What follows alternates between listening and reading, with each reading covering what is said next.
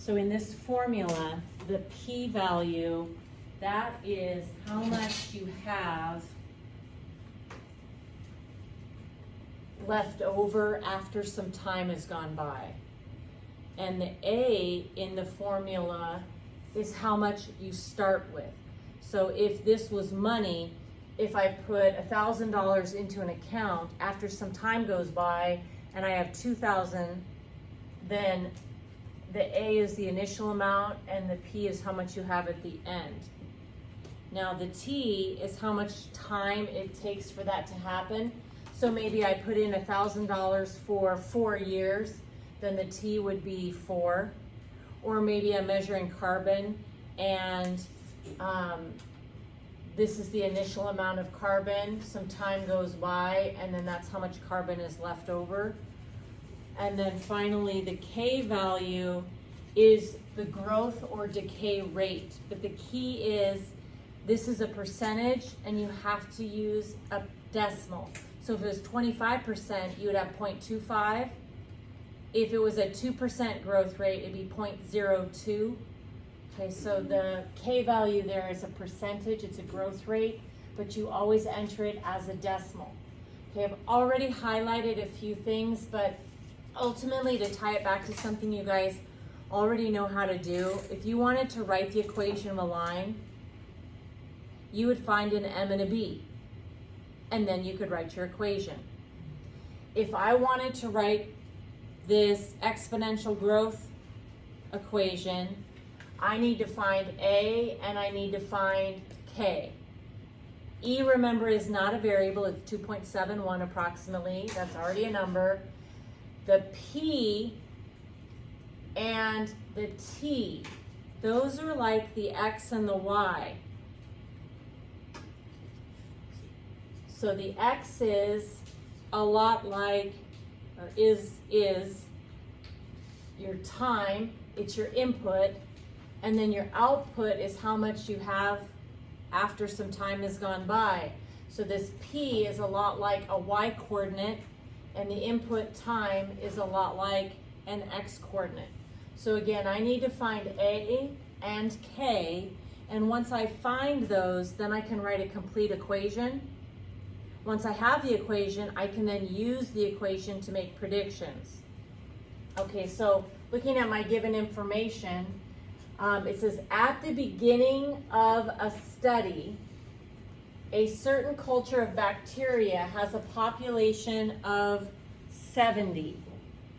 Well, what did they just hand me?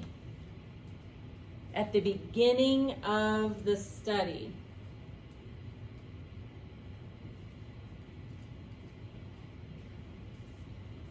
That is the initial amount.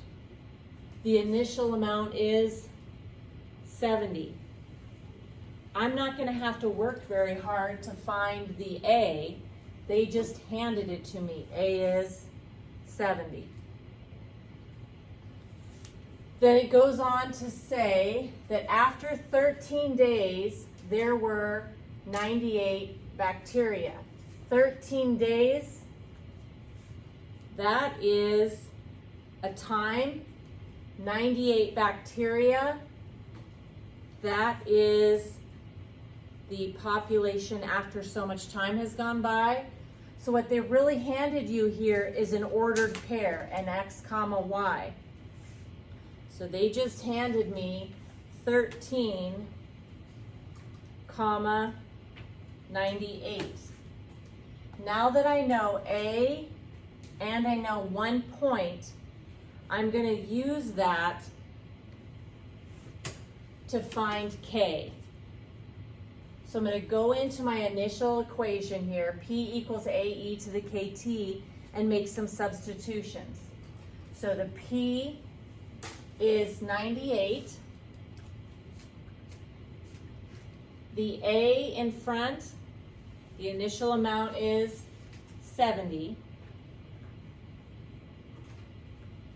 I don't know my K, and the amount of time that went by is 13 days. So after 13 days, the initial amount, 70 bacteria, there's now 98 bacteria. I have an equation to solve, and in this equation, the variable is in the exponent, so that should make me immediately think of logarithms. Before I can either log and lasso or use the convenient base, I must get the power by itself. This is 70 multiplied by e to the k times 13. E to the k times 13 is the power. I need it by itself. So I'm going to get rid of this times 70 by dividing both sides by 70. 98 divided by 70 is 1.4. I have not rounded this number. You never want to round any numbers along the way. So sometimes you just leave it as 90 over 70 in your work because that's a lot nicer than writing the entire calculator screen of numbers. But in this case, it was a nice, neat 1.4, so I just went with 1.4. Okay, that 70 canceled. Now if I wanted, I could log, I could log both sides and lasso the exponent to the front. But I can also use the shortcut because the base on this power is a calculator-friendly base. So I'm going to choose to natural log both sides. And if I natural log both sides, on the right-hand side, the ln, I don't see the base on ln, but of course that is e. So when these match, remember that property, when the bases match, that goes away. So the only thing still here on the right-hand side is 13k.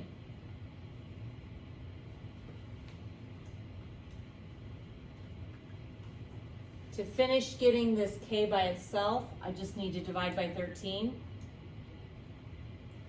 Dividing both sides by 13, I have natural log of 1.4 divided by 13.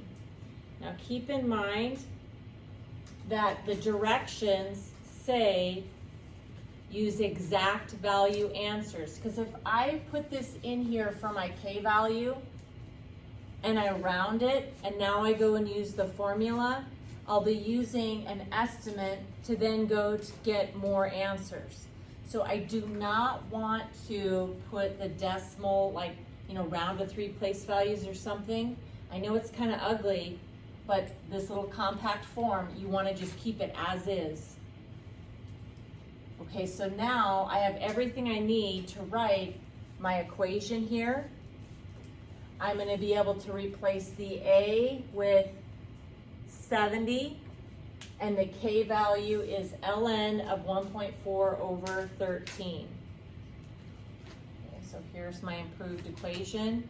Now that I have an equation, I can start answering questions. I can say, if I know how much time, I can tell you how many bacteria.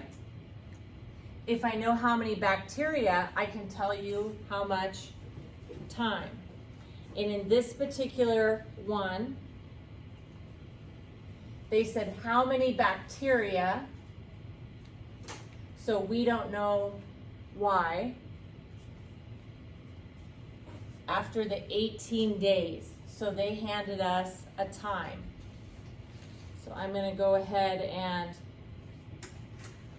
use my completed equation, and then I'm going to replace the time with 18. When you read the directions on this particular problem, it said don't use any intermediate computations. In other words, don't round that number and put it there. Leave the full thing. Round final answer to the nearest whole number. So the whole number is the ones place. So if I do 70 e to the power of ln of 1.4 divided by 13 times 18, this is what I get. I would highly recommend that you pick up your calculators and make sure you can get that number. But my final answer, since it's going to be to the nearest bacteria, the 5 leaves makes this a 2, so I have 112 bacteria.